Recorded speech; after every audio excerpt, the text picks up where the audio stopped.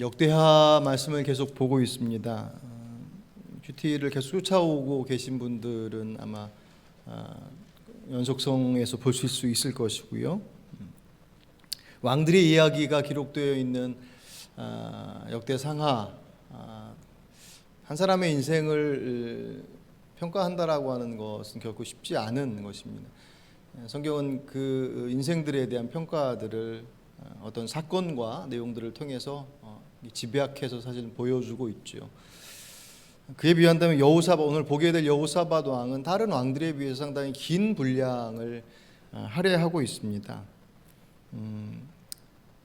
그 아버지 아사 왕과 같이 마지막에 완전히 무너지지 않고, 여호사밧 왕은 다른 유다 왕들 중에서도 꽤 건실하게 신앙의 자리를 지켰던 왕 중에 하나였거든요. 그럼에도 불구하고 성경에서 보여진 17장부터 20장까지 나타나고 있는 여호사밧 왕의 모습은 이렇게 신앙의 굴곡이 보여요. 사실 굴곡 없는 신앙 삶 가지고 있는 사람이 누가 있겠습니까? 이제 남의 떡이 더 커 보이는 것처럼 다른 사람들의 삶은 쉬워 보일지 몰라도, 나는 이래서 안 되고 저래서 안 되는데 저 사람은 내가 없는 것을 가지고 있으니 잘 될 것 같아 라고 하는 그냥 짐작일 뿐이지 쉬운 삶, 쉬운 인생은 사실 없습니다.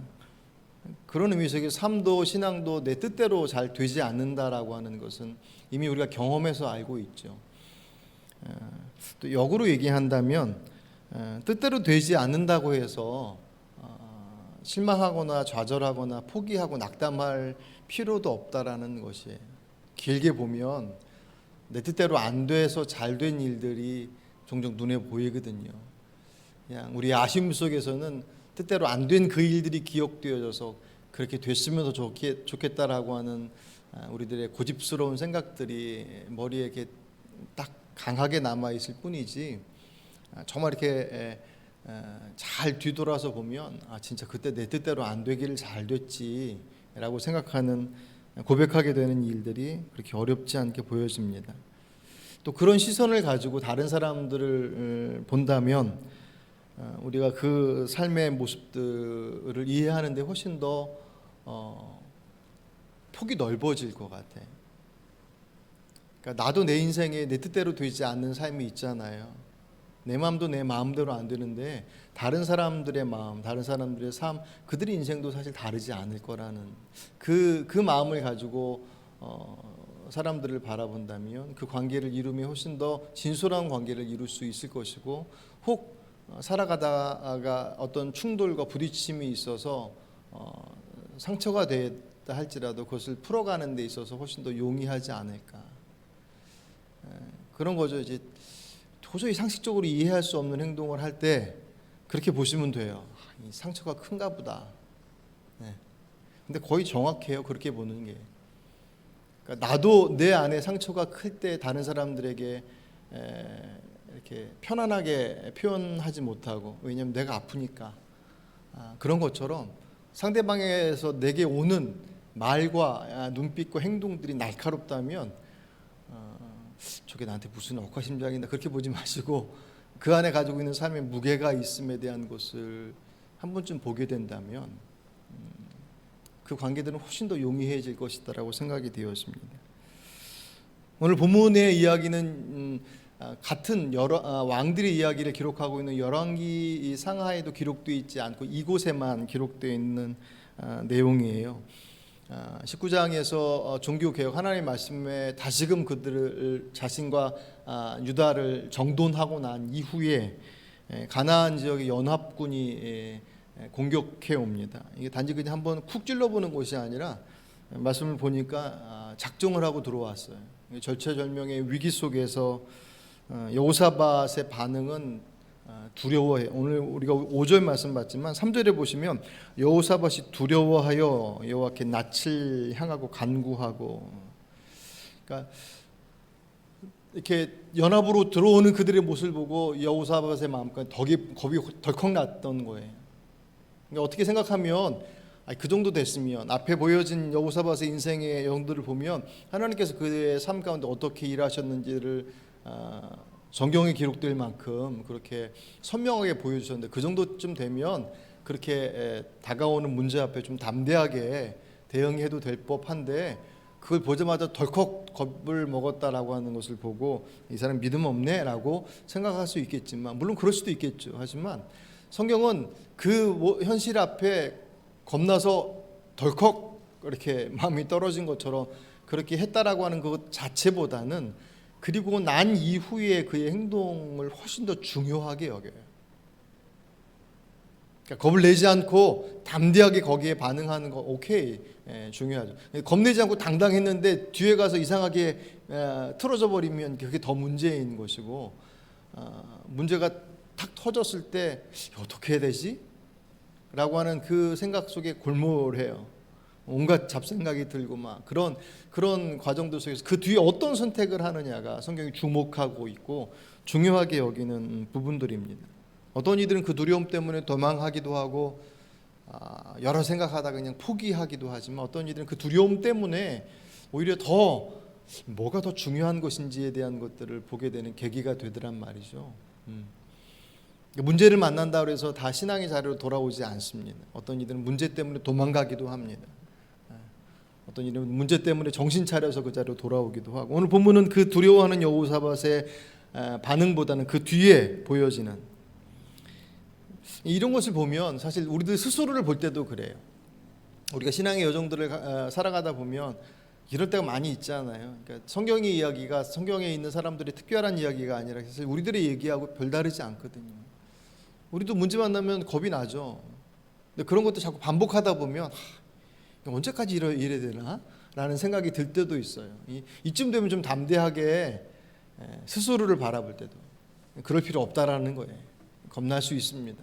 두려워할 수 있고 근심 속에 있을 수 있습니다. 하지만 그것에 자신의 삶을 맡기지는 말아야 되는, 여호사밧이 그런 상황 속에서 아주 유명한 고백을 하죠. 오직 주만 바라보나이다. 오늘 아까 찬양 마지막 드렸던 찬양의 고백이죠. 찬송을 통해서 훨씬 더 익숙해져 있습니다.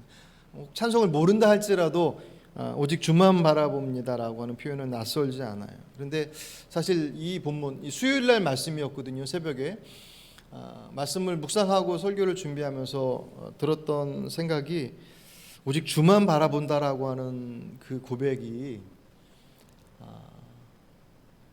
물론 다 그렇지만 모든 상황들이 그 고백을 하고 있는 사람의 상태나 모습에 따라서 그 깊이와 오직 주만 바라봅니다라는 표현은 똑같이 쓰는데, 그것에 대한 그 고백에 대한 깊이와 넓이, 오직 주만 바라봅니다 라고 해놓고 그 뒤에 쫓아오는 행동의 내용들이 똑같지 않더라는 거예요.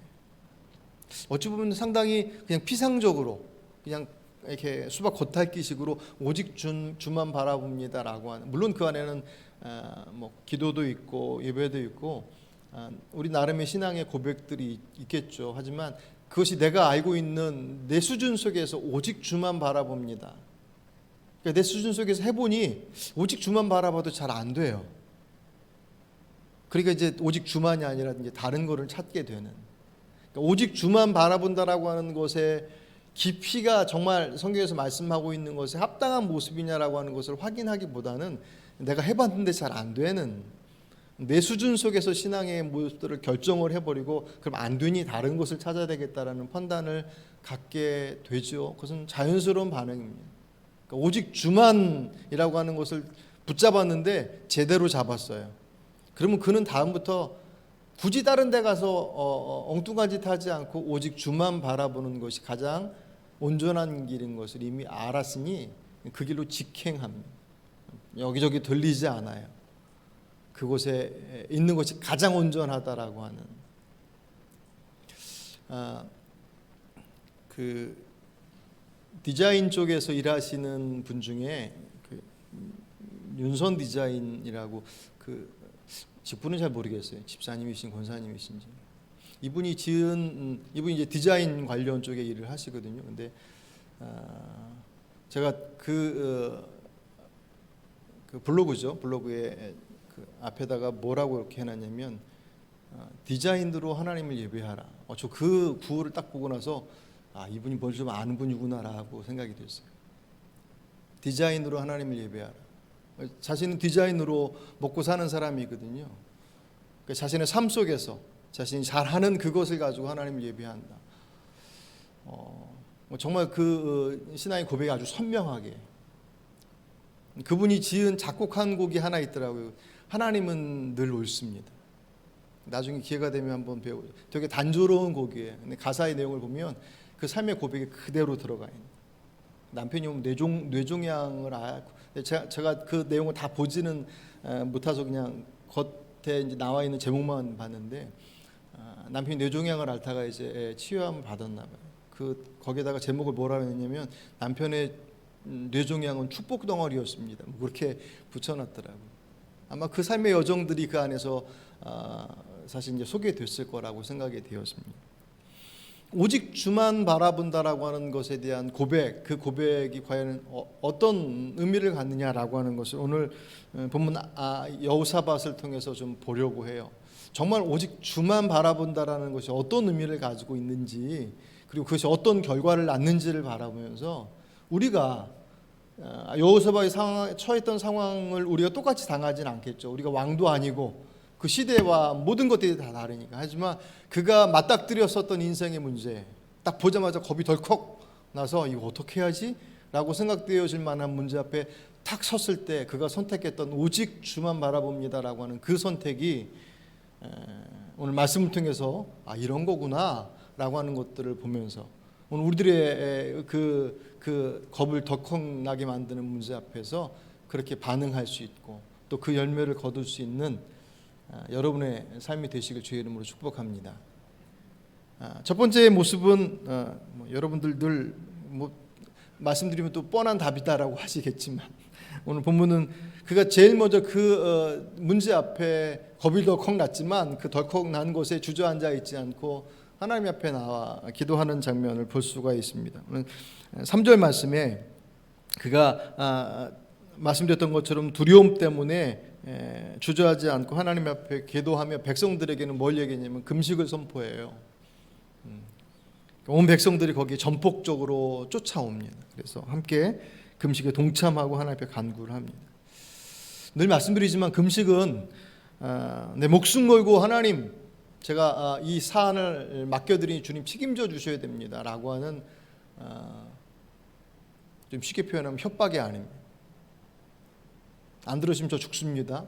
그런 어떤 그런 의미 속에서의 어떤 뭐랄까요, 이렇게 투쟁이 아니란 말이에요. 무슨 얘기냐면 결국 금식은 내가 밥 먹어야 사는 거잖아요, 그죠?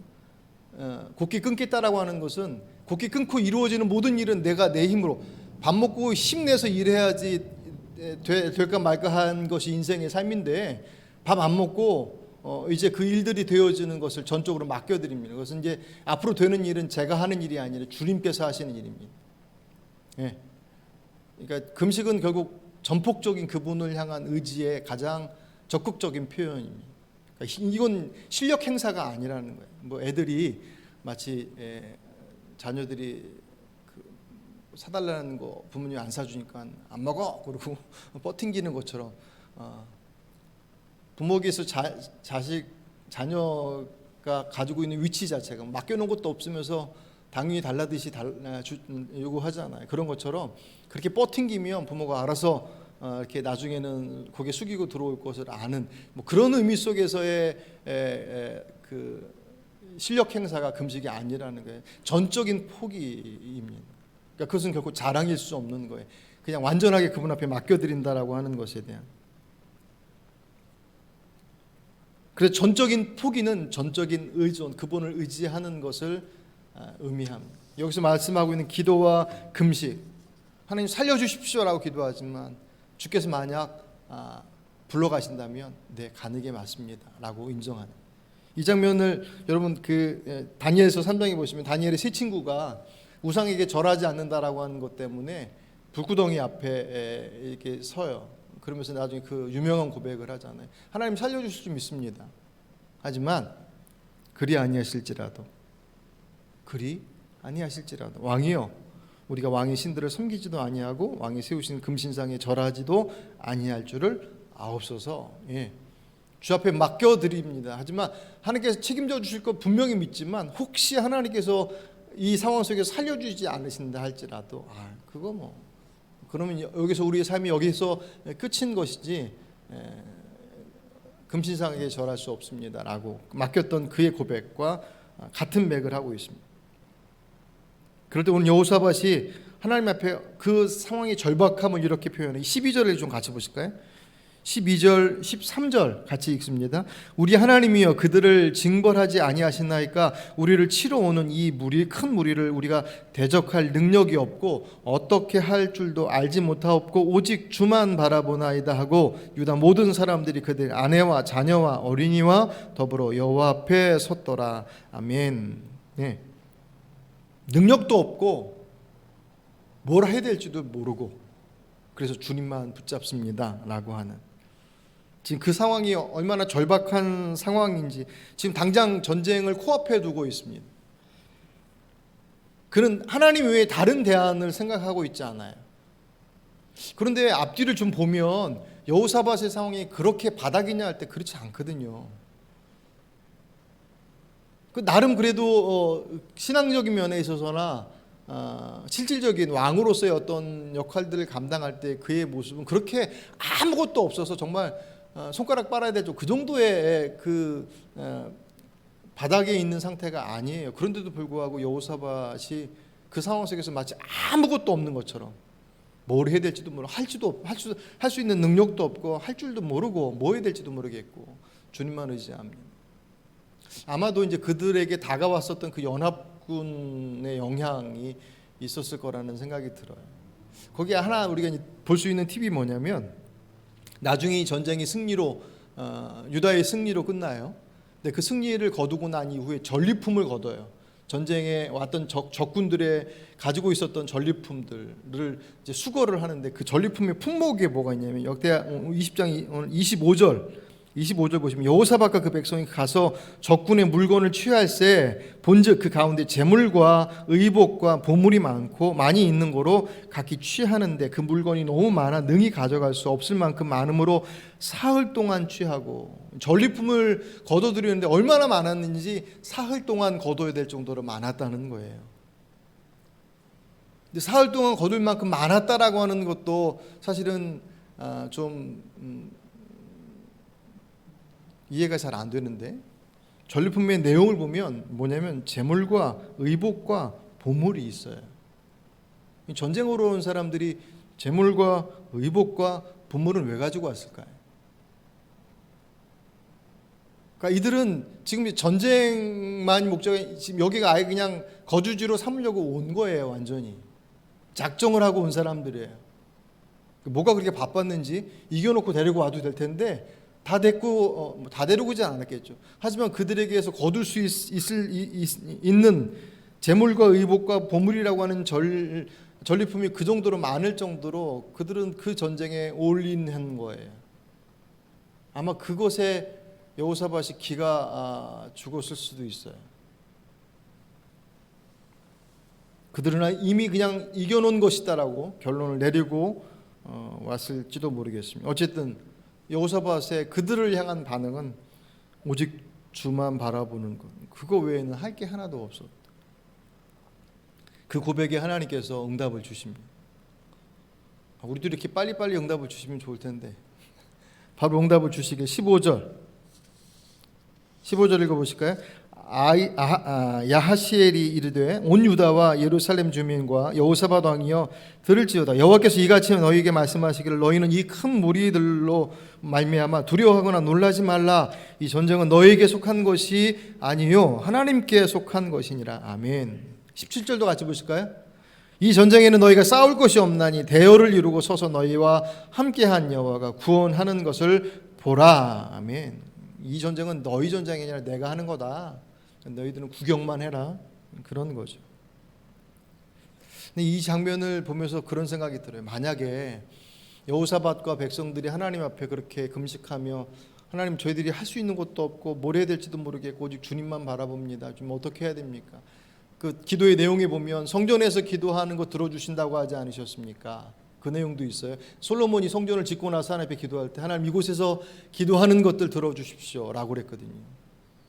그거를 소환해서 하나님 기도하는 거 들어주신다고 하지 않으셨습니까? 라고 기도하고 그 연합군들 하나님께서 출애굽해서 가나안 땅으로 들어갈 때 건들지 말라고 한 사람들 내버려뒀더니 이제 거꾸로 우리를 공격해 옵니다. 하나님 책임져 주십시오라고 기도하는 그 기도를 드리지 않았다고 한다면 그들이 이런 응답을 받을 수 있었을까? 그러니까 이 전쟁은 네 전쟁이 아니라 내 전쟁이야. 그러니까는 할 것 없이는 그냥 가서 보기만 하면 돼라고 하는 기가 막힌 답을 받았어요. 만약에 이들이 기도의 자리에 서지 않았다고 한다면 그 응답이 그들에게 전달됐을까요? 아니, 그 응답을 그들에게 주셨을까요? 이 기도를 얼마나 깊이 했느냐, 깊이 하지 않았느냐라고 하는 건 일단 둘째 문제. 기도의 자리에 서지 않았다고 한다면 하나님께서 그럼 저절로 이 문제를 알아서 해결해 주셨겠느냐 할 때 그렇게 일하지는 않으시더란 말이에요. 상황에 따라서 하나님의 일하심의 모습은 다르겠지만 그분을 바라보지 않고 있는 이들에게는 그것이 응답되어져도 자신에게 이루신 하나님의 일이라고 알지 못해요. 자꾸 다른 데서 이유를 찾아요. 전에도 우스갯소리로 말씀드렸잖아요. 어디 뭐 묘자리가 좋았다느니 뭐 했다느니 원인은 찾는단 말이에요. 잘 됐으니까. 근데 그것이 하나님께서 이루신 것이다라고에 대한 고백이 되지 않아요. 왜 안 믿으니까. 그렇다고 한다면 그들이 기도하지 않고서 만약에 이 전쟁에 승리했다고 된다고 하더라도 그 전쟁은 그들에게 있어서 하나님께서 이루신 것이다라고 고백할 수 없어요. 또 그렇게 되지도 않을 뿐더러 만약에 그들이 그렇게 하나님 앞에 전폭적으로 온 백성들이 아이들까지 여인들까지 다 금식에 참여하며 살려달라고 하나님께 기도하는 그 장면들이 없었다면 이들은 어떻게 했을까요? 살 길을 찾아야 될 거 아니에요. 분명히 살 길을 찾았을 거예요. 그게 외교력을 동원하던 아니면 막판에 어쩔 수 없이 전쟁터에 나가던 그들이 살 길을 찾아 간구했을 것입니다. 그런 이 기가 막힌 응답이 오는 제일 첫 출발점들은 그분 앞에 섰다는 거예요. 그리고 어떻게 섰느냐? 말씀드렸던 것처럼 할 수 있는 것도 뭘 해야 될지도 모르는 사람, 오직 주님만 의지합니다라고 하는 그 고백.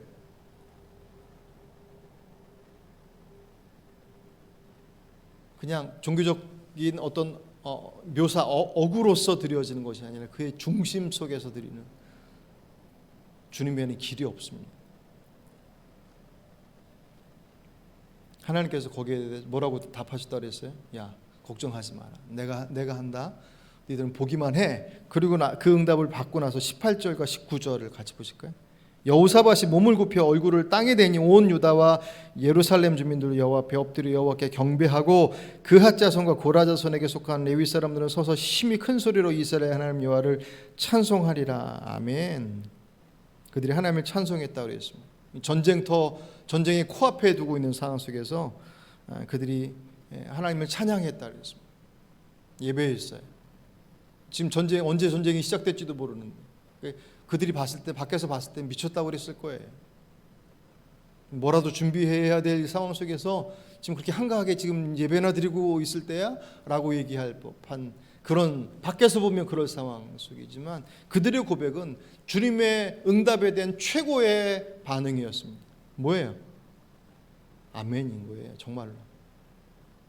걱정하지 마라. 내가 해줄 거야 라고 하는 그 응답을 들었을 때 이게 그냥 자기들 지레심적으로 하나님께서 그렇게 해주실 줄 믿습니다 라고 그렇게 자기들이 덮어놓고 그렇게 하나님을 찬양했다는 게 아니라 그 응답을 받았단 말이에요. 그 말씀에 근거해서 그들이 아멘이라고 고백하는 것으로 멈추지 않고 그분을 예배하고 찬송했다고 그랬습니다. 전쟁을 앞두고 이들이 그 말씀을 진짜 믿었다는 거예요. 그 찬송의 고백이 성가대를 세우고 뭐 이렇게 잘 차려진 어떤 그런, 그게 아니라 지금 이 찬송을 드리고 예배를 드리고 있는 현장이 목숨 걸고 지금 드리는 예배인데요. 그죠? 전쟁터 앞에서 그들이 찬양 주악을 울려서 뭐 찬양한다고 해서 뭐 오케스트라도 있고 뭐도 있고 다 있어서 누가 보기에도 정말 웅장한 그런 의미 속에서 이 찬양과 예배가 아니라 목숨을 담보로 내놓고 올려드리는 찬송이에요. 그분에 대한 신뢰 때문에. 그러니 그때의 찬송의 고백은 뭐 음이 맞느냐 안 맞느냐, 뭐가 있느냐 없느냐, 그것은 의미가 없습니다. 그분에 대한 신뢰의 분명한 고백이기 때문에. 근데 가만히 생각해 보면 진짜 그들이 할 게 하나도 없었을까? 주님께서 응답하신 내용을 보면 그들이 할 게 보여요. 하나. 16절을 보실까요? 16절 읽습니다. 내일 너희는 그들에게로 내려가라. 그들이 시스 고개로 올라올 때에 너희가 골짜기 여기 여루엘 들 앞에서 그들을 만나려니와 17절 이 전쟁에는 너희가 싸울 곳이 없나니 대열을 이루고 서서 너희와 함께 한 여호와가 구원하는 것을 보라. 유다와 예루살렘아 너희는 두려워하지 말며 놀라지 말고 내일 그들을 맞서 나가라. 너희 여호와가 너희와 함께 하리라 하셨느니라. 아멘. 뭐예요? 일단 전쟁터로 나가래요. 사실 여기서는 그냥 슬그머니 넘어갔지만 그 장면을 조금만 생각해 본다고 한다면 하나님께서 이 전쟁 내가 책임져 줄 거야. 니들은 할 거 하나도 없어. 그러니까 내가 하는 것만 봐. 그런데 그들이 그냥 자신의 지금 진지에서 그냥 머물러 있는 게 아니라 그 전쟁터로 나오라고 말씀하셔요. 전쟁을 할 준비는 하나도 하지 마. 그건 그들에게 있어서는 아무것도 안 해도 돼요. 그런데 해야 될 게 뭐예요? 그 앞에 나와.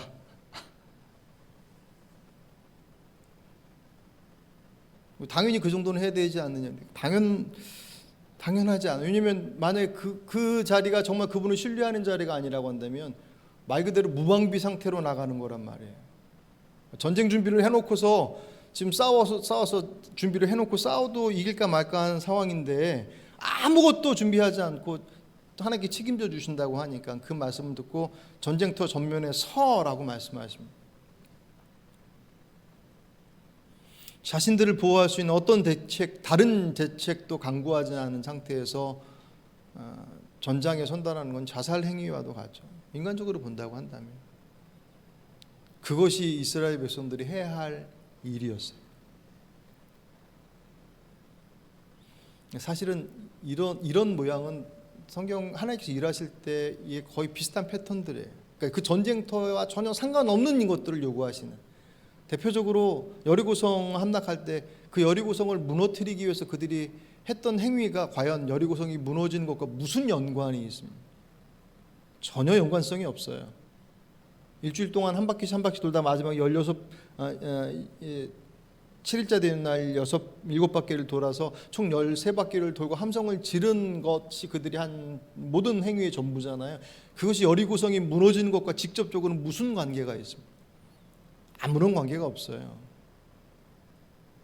그것의 힘은 그분의 말씀을 신뢰하고 따랐다라고 하는 것, 그 믿음을 통해서 하나님의 역사가 그대로 그 안에 들어가서 나타난 것이지 그들의 행위 자체가 어떤 문제 이렇게 그것을 풀어낼 수 있는 것이 있는 게 아닌 것처럼 똑같죠. 그들은 아무것도 안 했어요. 그냥 나가서 서기만 했어요. 근데 그건 그들의 목숨을 걸어야 하는 것이었습니다. 그러고 보면 사람들은 다 목숨 걸고 일해요. 그게 하나님 앞에 거는 거냐 아니면 세상에 살 길을 찾아서 그 목숨줄 찾으려고 뛰어다니느냐라고 하는 것에 대한 차이일 뿐이에요. 닦아놓고 놓으면 그러잖아요. 결국 살 길을 찾는 것이 그 살 길이 죽기로 있느냐 아니면 세상에 있느냐 그 차이일 뿐입니다. 오늘 이스라엘 백성들이 그 말씀 붙잡고 정말 주님만 바라봅니다 라고 고백하고 정말 주님만 의지해야 했어요. 그리고 정말 그렇게 했습니다. 오늘 본문 20절 이에 백성들이 아침에 일찍 일어나서 드고와 들로 나가니라. 예. 아침 일찍 소풍 가는 것처럼 뭐 좋은 일 있다고 지금 죽으러 갈지도 모르는 상황인데도 불구하고. 근데 여러분 뒤에 보시면 진짜 이스라엘 백성들은 죽으러 가는 게 아니에요. 마치 정말 소풍 가듯이 정말 가벼운 마음으로 가고 있는 것처럼 그렇지는 않을 거예요. 그렇게 소풍 가는 마음으로 가지는 않았겠지만 찬송의 대열들이 그 자신들의 대열 앞에 섭니다. 오늘 21절 20절 21절 같이 보시죠. 이에 백성들이 아침에 일찍 일어나서 들과 들로 나가니라. 나갈 때 여호사밧이 서서 이르되 유다와 예루살렘 주민들은 내 말을 들을지어다. 너희는 너희의 하나님 여호와를 신뢰하라. 그리하면 견고히 서리라. 그의 선자들을 신뢰하라. 그리하면 형통하리라 하고 백성과 더불어 의논하고 노래하는 자들을 택하여 거룩한 예복을 입히고 군대 앞에서 생진하며 여호와를 찬송하여 이르기를 여호와께 감사하세 그의 인자하심이 영원하도다 하게 하였더니. 아멘. 21절에 보니까 군대도 있어요. 근데 군대의 존재는 이 전쟁을 이루는 데 있어서 어떤 역할을 하기 위해서 필요한 존재가 아니에요. 그 앞에 하나님을 찬양하는 찬양대가 서 있습니다. 그분을 높여드리며 나갑니다. 누가 보면 무슨 찬양대회에 나가는 것처럼 보여요. 이른 아침 그들이 그렇게 준비해서 나갔습니다.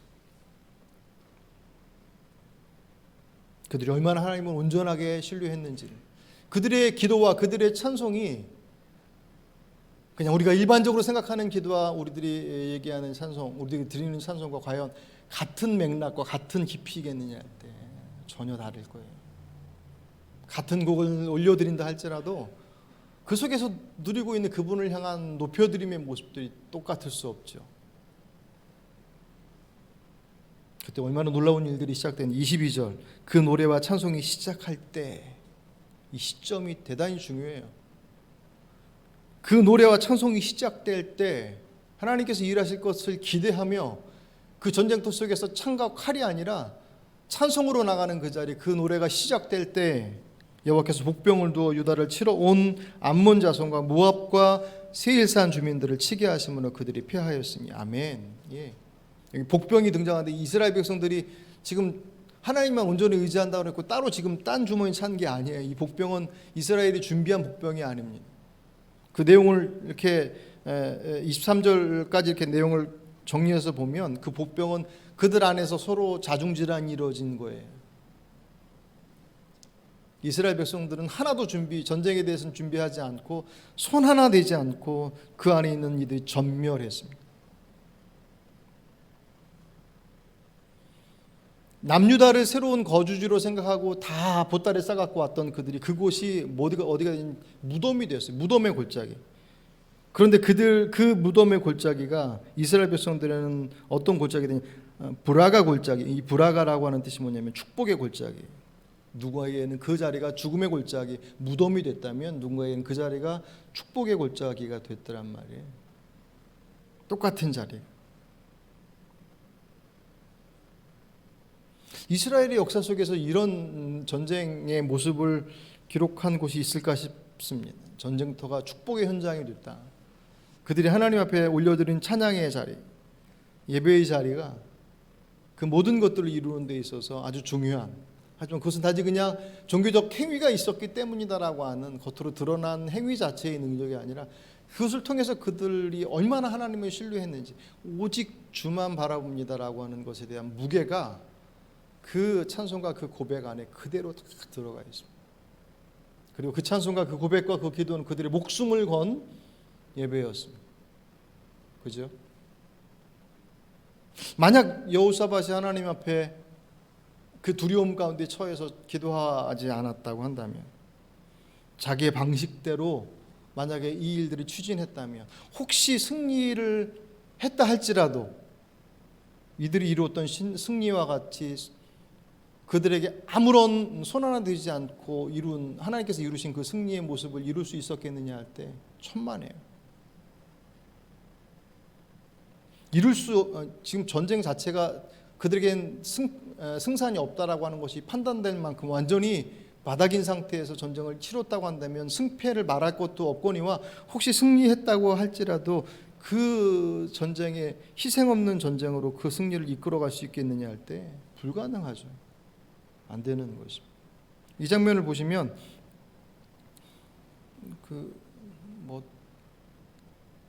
여리고성도 그렇지만 모세가 40세 애굽의 왕자였을 때 한번 이렇게 불끈 일어서잖아요. 그죠? 고통당하는 동족을 보고서 동족을 괴롭히는 애굽의 군사를 죽이잖아요. 단지 그것은 욱해서 죽인 게 아니라 그것을 통해서 백성들이 자기 마음을 알아주기를 원했다고 그랬어요. 그러니까 그것이 시작이 되어서 출애굽을 이루고자, 왜 그의 어머니로부터 계속 들었던 얘기란 말이에요. 근데 그게 단 하루 만에 꺾어졌습니다.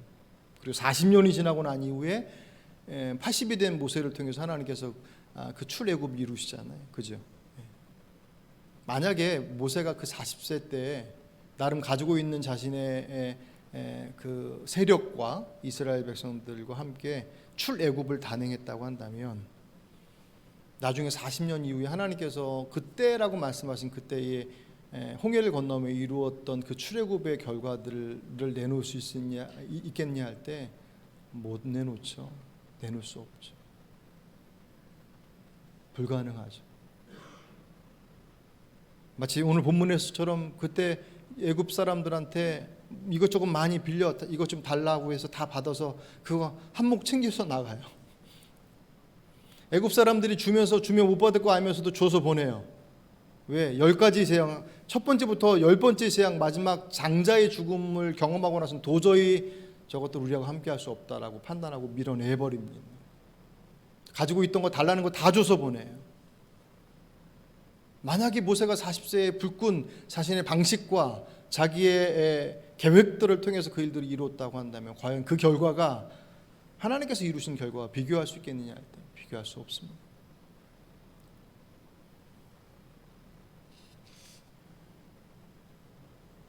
말씀을 정리하겠습니다. 우리에게는 왜 그렇다면 이 상황들을 말씀 보면서 지금 이들의 상황은 우리보다 지금 이 문제를 바라보는 데서 가장 중요한 핵심 중에 하나는 그들이 만난 문제의 크기에 있지 않다라고 하는 것은 공히 중요한 부분이죠. 그러니까 우리는 당장 앞에 있는 것의 크기에 사실 압도당해요. 여호사밧이 몰려온 연합군에 바라보면서 두려워했다고 하는 것처럼 두려워하는 것은 문제가 아니라 그랬잖아요. 우리는 그 크기에 압도당합니다. 좀 크면 어떻게 해야 될지 몰라서 주저하고, 좀 작으면 어떻게 한번 해볼까. 그래서 이것 저것 해다가 안 되면 이게 아닌가 보다라고 이제 가서 다시금 하나님 어떻게 됩니까라고 묻기도 하고 그렇게 하지 않습니까? 근데 관건은 문제의 크기가 아니라고 하는 것은 성경 안에 변함없는 내용이에요. 그게 불치병이냐 아니면 무슨 나면서부터 걸린 병이냐, 질병을 얘기할 때도 그렇고 문제를 얘기할 때도 결국은 문제의 핵심은 내 앞에 막과 서고 있는 문제의 크기가 아니에요. 여러분들이 맞닥뜨리고 있는 문제가 도저히 감당할 수 없다라고 하는 것이라고 한다면 이들도 마찬가지였습니다. 그것은. 근데 이건 참 역설적이지만 문제가 크면 클수록 그 문제에서 드러나는 하나님의 역사는 훨씬 더 선명해요. 그럴 수밖에 없죠. 작은 거는 내가 그래도 어떻게 내가 할 수 있는 것에서 뭔가 일이 해결되어지면 꼭 뭐라고 그러냐면 하나님께서 해주시긴 했는데 그래도 이만큼 내가 했으니까 뭐 의시되거나 뭐 이렇게 생색내려고 하는 건 아니지만 그래도 뭐 그렇게 얘기하지만 도저히 내가 할 수 있는 아무것도 할 수 있는 것이 없는 문제 앞에서는 정말 주님께서 하셨습니다라는 고백이 되잖아요. 근데 그거는 문제가 클 때만 되고 작을 때는 안 되고의 문제가 아니라 모든 문제에 동일한 고백입니다. 그러니 여러분들의 앞에 맞닥뜨려져 있는 문제의 크기 때문에 이거는 도저히 할 수 있고 없고의 문제를 판단할 것이 아니라는 거예요. 오히려 크면 클수록 그분 앞에 어떻게 맡길 것이냐라고 하는 것에 대한 나의 문제일 뿐이지. 여러분 여호사밧과 그 이스라엘 백성들이 누렸었던 것 같은 정말 손 하나 되지 않고서 하나님께서 이루신 그 놀라운 일들이 여러분의 삶 가운데서 경험되어지길 원한다면 여호사밧이 어떻게 반응했는지를 추적해서 쫓아가 보면 비스무리하지 않을까요? 근데 그런 방식들은 이미 우리 안에서 행해 왔단 말이에요. 문제 앞에 있을 때 하나님 어떻게 해야 합니까? 라고 기도하죠. 안 하셨다면 앞으로 하십시오.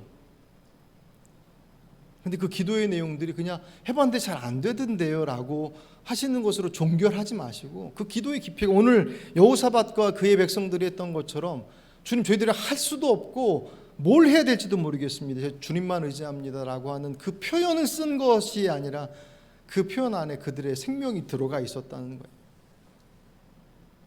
정말 우리가 그렇게 하나님 앞에 그분을 온전히 의지하고 있는가. 그러지 않았다고 한다면 여러분의 지금의 모습들을 그렇게 맡겨 보십시오. 그것이 코로나가 됐던 뭐가 인생의 지나온 역사들 속에서 얼마나 많은 사건들이 있었습니다. 물론 우리가 지금 경험하고 있는 지금의 문제들은 이전에 경험하지 않았었던 일이긴 해요. 아니, 어떤 거는 뭐 경험했나요? 다 처음인 거지. 앞으로 우리가 경험하게 될 일들은 지금보다 더 하면 더 했지 덜 하겠습니다. 지금 코로나도 정신없어 죽겠는데 또 우리 AI 뭐 이렇게 나왔다고 또 나오더라고요. 결국은 우리가 앞으로 만날 인생의 문제들의 내용들 얼마나 크냐 작으냐의 문제는 우리가 주목할 것들이 아니, 물론 그것이 우리들을 더 힘겹고 어렵고 힘들게 만드는 것은 맞지만, 그럴수록 그 자리들 속에서 오늘 여호사밧과 그의 백성들이 그리했던 것처럼 하나님께서 우리 삶의 주권자이심을 분명히 고백하고 있다고 한다면 그 최우선의 자리를 이들처럼 두시길 바랍니다. 단 조건이 있어요. 그렇게 될 줄 믿습니다라고 그냥 알아서 밀고 나가라는 뜻이 아닙니다. 이들은 그분 앞에 그렇게 서서 그분의 응답을 듣고 움직였던 거예요.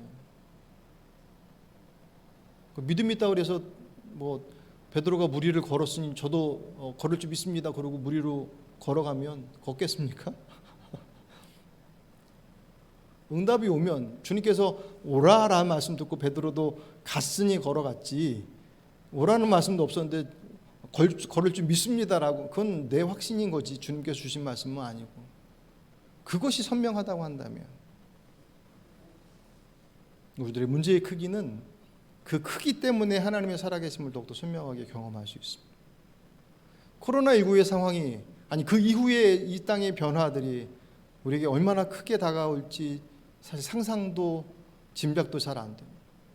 조금 다른 얘기겠지만 우리 지난주에 그 일본인 출신 일본인 그 연예인 한 여성분이 비혼 출산, 여러분 뉴스 들으셨죠? 예.